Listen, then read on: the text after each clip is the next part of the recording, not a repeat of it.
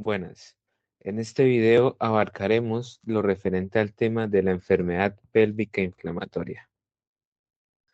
En cuanto al contenido, abarcaremos la definición, la epidemiología, fisiopatología, manifestaciones clínicas, diagnóstico y tratamiento y finalmente las complicaciones de la enfermedad pélvica inflamatoria. Entonces, ¿qué es la enfermedad pélvica inflamatoria? En términos generales, es una infección del tracto genital femenino superior, la cual va a afectar al menos una de las estructuras genitales superiores, ya sea el útero, los ovarios u oviductos. Sin embargo, pues pueden afectar más de una. Adicionalmente, suelen acompañarse de infección de los órganos pélvicos vecinos o el estroma vecino, ya se dígase peritoneo pélvico y demás. En ese tipo de patología, el evento iniciador suele ser una enfermedad de transmisión sexual, que más adelante veremos cuáles son los gérmenes específicos que van a hacer esta infección iniciadora. Y luego esta infección va a ascender hacia los órganos genitales superiores. En cuanto a la epidemiología, al menos en Estados Unidos, se calcula que esta enfermedad es ampliamente presentada en las mujeres, llegando a mencionar que hasta un 10% de todas las mujeres van a desarrollar al menos un episodio de enfermedad pélvica inflamatoria a lo largo de su vida. Y de esta enfermedad se reportan anualmente alrededor de 1 millón de casos. En Colombia es más o menos similar, se estima una prevalencia de 9,2 mujeres por cada 1.000 mujeres en edad fértil que sufren de la enfermedad, de las cuales hasta un 90% de estas mujeres enfermas requieren de un manejo médico sobre la patología. Ahora miraremos cómo es la patogénesis de la enfermedad. Bueno, como había mencionado previamente, el primer evento, el evento iniciador, va a ser una infección por patógenos de transmisión sexual. Sí, esto lo que me va a permitir es que la barrera natural que separa el tracto genital femenino inferior del superior, que va a ser el cuello uterino, va a ser permeabilizado. ¿Sí? El endocervix me sirve como una barrera impermeable que me impide que la flora genital normal de la mujer ascienda y pueda infectar los órganos genitales superiores. Pero esta infección de transmisión sexual va a alterar esta permeabilidad y va a permitir el ascenso de los microorganismos naturales de la flora vaginal. Entonces, estos patógenos van a ascender y van a causar como tal la infección de las estructuras superiores, dígase el endometrio, los oviductos, el endosalpinx, los ovarios o las estructuras que están en los alrededores, dígase el peritoneo pélvico o el estroma subyacente de otros órganos como del intestino grueso y delgado. Como se mencionó previamente, el evento iniciador en este caso suele ser una enfermedad de transmisión sexual. En este caso, los microorganismos más comunes que van a producir esta enfermedad de transmisión sexual van a ser la Neisseria gonorrhoeae y la Clamidia trachomatis. Estos significando aproximadamente un 50%, si no es que más, de los casos de enfermedad pélvica inflamatoria. Adicionalmente, hay datos que indican que el Mycoplasma genitalium también puede ser uno de los patógenos iniciadores de esta enfermedad. Sin embargo, aún no está muy claro. Se estima que aproximadamente está presente en el 10% de los casos de enfermedad pélvica inflamatoria, pero aún se necesitan más estudios para determinar esta correlación. Ya hablando como tal de los patógenos que van a no a iniciar, sino ya a conformar la enfermedad, que van a estar presentes causando activamente la enfermedad pélvica inflamatoria, tenemos numerosos. Primeramente, tenemos los anaerobios, los cuales podemos hablar de los facultativos, como el Proteus, la Klebsiella, la E. coli, y ya los que son anaerobios estrictos, como los bacteroides o la prebotela. Adicionalmente tenemos la Gardnerella, el Haemophilus influenza, las Trichomonas vaginalis, el Mycoplasma hominis el Uroplasma ureolítico, el Streptococcus agalactiae y también un virus como lo es el citomegalovirus. Todas estas bacterias pueden, no es que en una enfermedad pélvica inflamatoria haya solo una bacteria que esté causando todo, usualmente suelen ser infecciones polimicrobianas, entonces varias de estas bacterias pueden convivir y todas estar causando, bueno, no todas, pero varias de ellas estar causando como tal el cuadro de enfermedad pélvica inflamatoria. Entonces, ahora vamos a hablar de los factores de riesgo. Inicialmente se menciona que hay 5 factores de riesgo, pero luego hablaremos de otro que es más particular. Entonces, primeramente, las múltiples parejas. Se menciona en la literatura que al tener 4 o más parejas sexuales en los últimos 6 meses, aumenta casi 3.4 veces el riesgo de desarrollar una enfermedad pélvica inflamatoria. En cuanto a la edad, se menciona que es una enfermedad que da en los pacientes más jóvenes. Se dice que el pico de incidencia está entre los 15 y los 35 años de edad. Esto asociado también que esta es una etapa que tiende a ser más sexualmente activa, diferente en pacientes mayores de 35 años, donde el riesgo se considera mucho menor. Evidentemente, si la pareja masculina de la paciente es sintomática, es decir, está infectada con la Neisseria gonorrhoeae o la clamidia, teniendo ya sea una ureteritis gonocócica o la clamidia propiamente dicha, evidentemente va a ser un factor de riesgo de contagio para la pareja femenina que va a producirme este evento iniciador en el que desencadena en la enfermedad pélvica inflamatoria. En la ginecología es muy bien sabido que lo que ocurre una vez tiende a repetir. Entonces se menciona que hasta un 25% de los pacientes que ya han presentado una enfermedad pélvica inflamatoria en el pasado van a reincidir con la patología. Además, se menciona que un proceso de vaginosis bacteriana puede causar una alteración en la distribución de la flora bacteriana, sobre todo alterando la población de lactobacilos, permitiendo la proliferación de estas bacterias anaerobias que hemos mencionado previamente, lo que me va a predisponer a desarrollar una enfermedad pélvica inflamatoria. Ahora, otro factor de riesgo, si se le puede llamar así, es el referente a los anticonceptivos, ¿sí?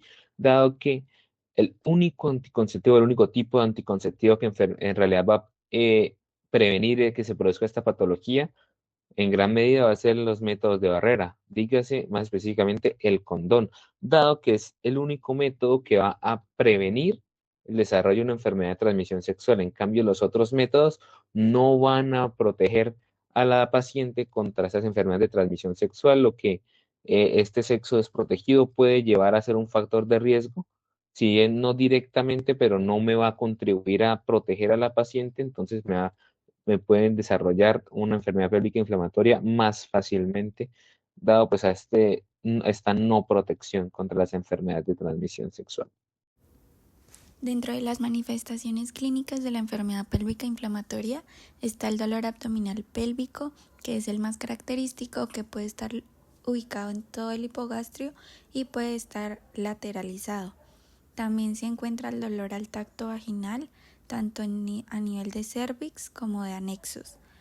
En la relación sexual, la paciente puede presentar sinusorragia, que es sangrado después de la relación sexual, y dispareunia, que es ese dolor en la relación sexual. Síntomas sistémicos de infección como fiebre, escalofríos.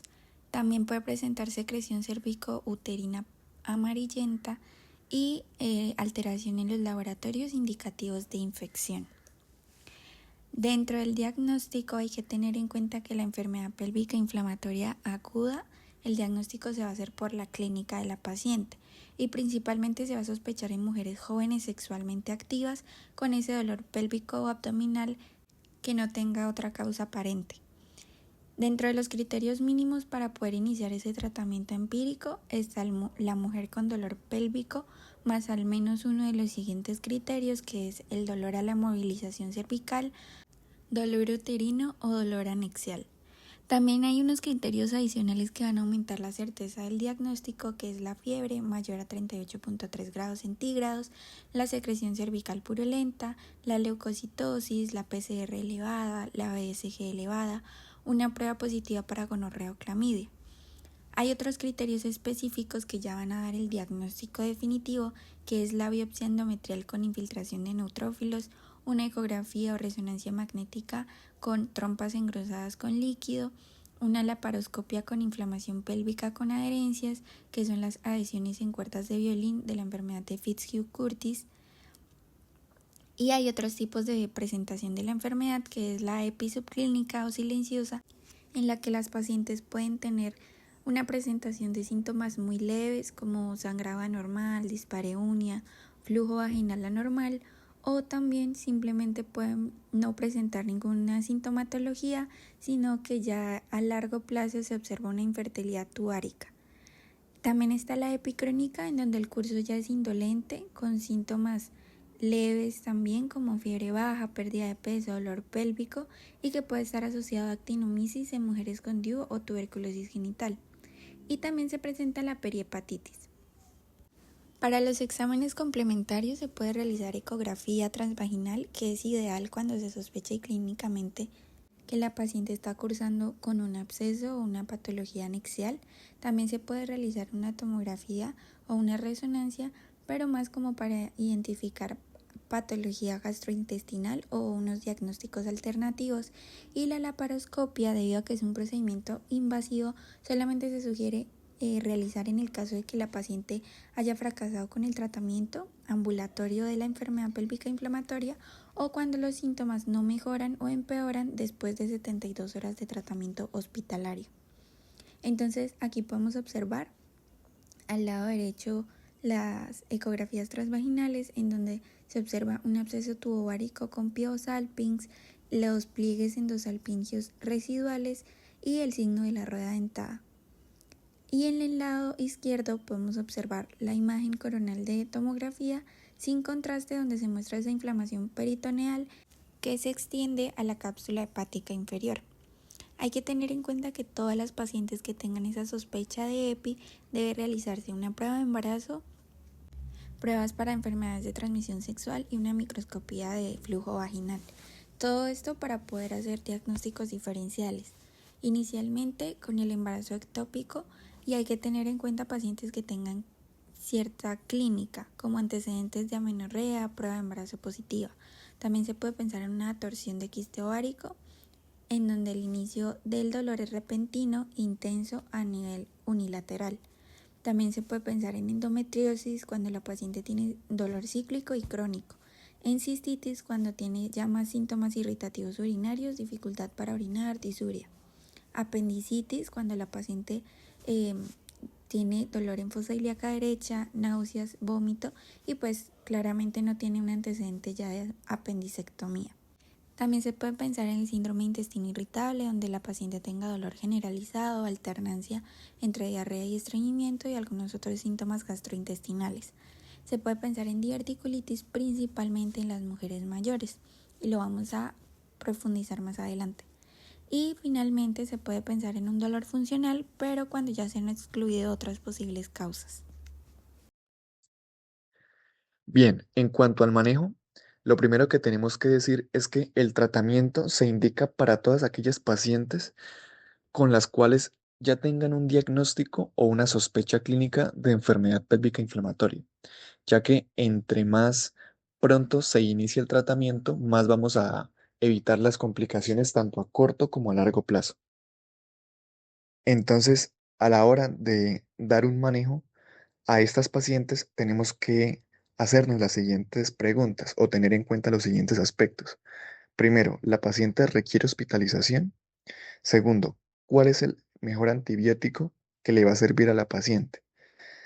Tercero, ¿cómo manejo la sintomatología adicional? Cuarto, ¿qué asesoría le doy tanto a la paciente como a la pareja? Y quinto, ¿cómo voy a seguir pues, el curso de la enfermedad? Entonces, respecto al primer punto, si bien la indicación para hospitalizar a una paciente es con base en el juicio clínico, hay algunos criterios que me ayudan a tomar esta decisión.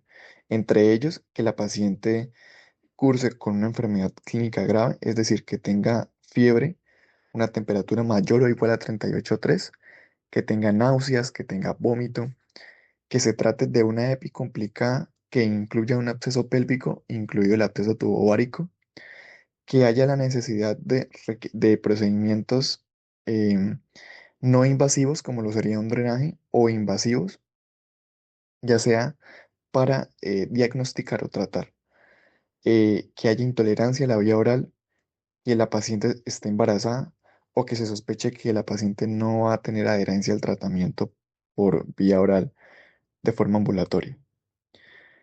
En cuanto al manejo, pues la selección del antibiótico es la piedra angular para el tratamiento de la enfermedad péptica inflamatoria.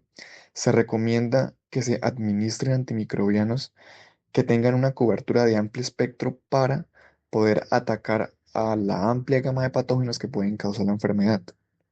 Las opciones del tratamiento dependen de si la paciente se va a tratar de forma ambulatoria o intrahospitalaria. Y pues hay que evaluar siempre los costos, el perfil de seguridad, la disponibilidad y pues tener presente siempre alternativas terapéuticas en casos de alergia medicamentosa. Entonces, para las pacientes hospitalizadas, vamos a iniciar con un esquema parenteral. El esquema básico es una cefalosporina más doxiciclina más metronidazol. Entonces, la cefalosporina de elección es la ceftriaxona. Ceftriaxona 1 gramo intravenoso cada 24 horas más doxiciclina 100 miligramos cada 12 horas más metronidazol 500 miligramos cada 12 horas. Los tres medicamentos se podrían dar de forma parenteral, sin embargo, se recomienda que tanto la doxiciclina como el metronidazol se puedan administrar de forma oral tan pronto como sea posible. Por un lado, porque la biodisponibilidad es similar administrado por vía oral o de forma parenteral, y también para evitar el dolor propio de la infusión de los medicamentos por vía parenteral. Em, en casos de alergia o de no disponibilidad, se puede acudir a la ampicilina sulbactam 3 gramos por vía intravenosa cada 6 horas más doxiciclina 100 miligramos cada 12 horas. Este esquema pues tiene cobertura contra Neisseria gonorrhoeae, Chlamydia trachomatis, que son agentes etiológicos bastante importantes, y pues anaerobios.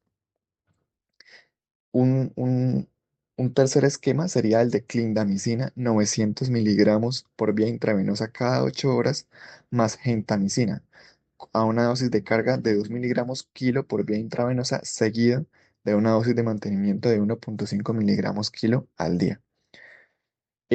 Si bien pues existe este esquema, no es el de primera elección, porque pues la gentamicina, si bien es conocido, tiene varios efectos secundarios, como lo es la nefrotoxicidad o la ototoxicidad, entonces no se recomienda como antimicrobiano de primera línea. Entonces, la cefalosporina más la doxiciclina tiene una tasa de curación clínica a corto plazo del 80 al 90% de los casos, que es una tasa de curación bastante buena.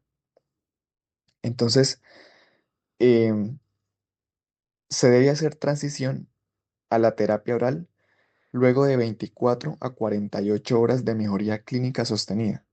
¿Y cómo sé yo que la paciente está mejorando clínicamente? Porque hay resolución de la fiebre, porque no hay náuseas, no hay vómitos y porque hay disminución de ese dolor o de esa hipersensibilidad abdominal. Asimismo, hay que recordar que tan pronto como se transite al esquema por vía oral, se deben completar 14 días de doxiciclina metronidazol. Em, para las pacientes ambulatorias, es decir, aquellas que tienen una EPI leve a moderada, que toleran la vía oral y que son adherentes al tratamiento, se da una dosis única de ceftriaxona, 500 miligramos, eh, por vía intramuscular, más doxiciclina 100 miligramos cada 12 horas, más metronidazol 500 miligramos cada 12 horas por 14 días, esos últimos dos medicamentos. Aquí básicamente hay un esquema que resume los antimicrobianos de elección para cada caso. Y pues, como decíamos previamente, el manejo de la EPI requiere cuidados complementarios. Por ejemplo, si la paciente cursa con náuseas o vómitos, podríamos considerar antieméticos, analgésicos, antipiréticos, intervenciones quirúrgicas en el caso de abscesos tubováricos, ya que estos se asocian a sepsis y si no se tratan a una gran mortalidad. Y el asesoramiento tanto a las pacientes como a sus parejas, ya que pues por un lado es importante concientizar a la paciente de la adherencia al tratamiento y decirle que hay que abstenerse de actividad sexual hasta que se haya completado la terapia y hasta que los síntomas se hayan resuelto y las parejas hayan sido examinadas. Asimismo, hay que tamizar para otras enfermedades de transmisión sexual, incluido pues el VIH y sífilis. Y siempre surge una pregunta que es ¿cuándo tratar a la pareja? Y la respuesta es cuando la pareja ha tenido relaciones sexuales con la paciente en los últimos 60 días. En cuanto a las complicaciones, pues son varias. La más frecuente suele ser el dolor pélvico crónico. Se cree que hasta un tercio de las pacientes con EPI pueden desarrollar dolor pélvico crónico. Y también se cree que este dolor es resultante de las cicatrices y las adherencias que se desarrollan, producto pues de la curación y de la reparación de estos tejidos que han sido infectados e inflamados. Si bien no hay signos clínicos que me puedan predecir em, el dolor pélvico crónico como secuela, se sabe que el predictor más fuerte es la EPI a repetición. Y a través de un estudio de casos y controles se pudo determinar que las pacientes que tenían síndrome de vejiga dolorosa tenían 4 veces más probabilidad de tener como antecedente enfermedad pélvica inflamatoria, por lo que se considera esta asociación también. Por otro lado, puede haber daño tubárico, este daño tubárico representado por pérdida de la actividad ciliar, por infertilidad y también por fibrosis y oclusión de la trompa. Entonces, estos daños me pueden conducir a diversos procesos postinflamatorios como lo son el hidrosalpinx, que es cuando la trompa se ocluye, se llena de un líquido estéril y se agranda. Entonces, esto tiene consecuencias negativas para la fertilidad, pues en primer lugar, y también porque disminuye las tasas de implantación, también se asocia con aborto temprano y con parto pretérmino. Em, por otro lado, tenemos la infertilidad, que esta a su vez depende de varios factores como la infección por clamidia, por Mycoplasma genitalium, por una demora en el inicio del tratamiento y pues por un mayor número de episodios de EPI. En tercer lugar, tenemos el embarazo ectópico, ya que el daño tubárico puede causar el riesgo de un embarazo en la trompa y también porque este riesgo perdón, el riesgo del embarazo ectópico se incrementa con el número de episodios de EPI y con la severidad de la misma. Y por último, el absceso tubovárico, que si bien es una entidad clínica en sí misma, se considera típicamente una complicación de la enfermedad pélvica inflamatoria y se caracteriza por una masa inflamatoria que se puede manifestar como un complejo tubovárico o como una colección de pus. Este absceso es más frecuente en mujeres en edad reproductiva y es una condición que amenaza la vida, puesto que su ruptura puede resultar en sepsis y su mortalidad, si no se maneja, es aproximadamente del 50%, por lo que requiere manejo antibiótico, drenaje y cirugía en algunos casos. Sin embargo, pues la mayoría de abscesos pequeños, es decir, aquellos menores a 7 centímetros, pueden resolver con antibiótico. Y por último, ¿qué sucede en las pacientes postmenopáusicas? Debido a que pues tuvimos a una paciente con enfermedad pélvica inflamatoria de 50 años. Entonces, con base en lo que se pudo decir anteriormente, no es común encontrar en estas pacientes este diagnóstico. Entonces, ¿qué diagnósticos diferenciales hay que considerar en una paciente posmenopáusica? Lo primero, pues entidades de origen gastrointestinal, la más frecuente la diverticulitis aguda, ya que este es el trastorno gastrointestinal benigno más frecuente que sucede en mujeres posmenopáusicas. Sin embargo, pues cursa más bien con síntomas gastrointestinales y no tanto con sangrado vaginal. La apendicitis también se puede considerar, sin embargo, eh, es más presente o se presenta más en población joven. También hay que tener en cuenta los fibromas, el cáncer de ovario y el cáncer colorectal, debido a que pues, todo adulto mayor con sangrado oculto en heces o con algún tipo de sangrado genital y anemia, pues debe considerarse, hasta que no se demuestre lo contrario, un cáncer. Y listo. Muchas gracias.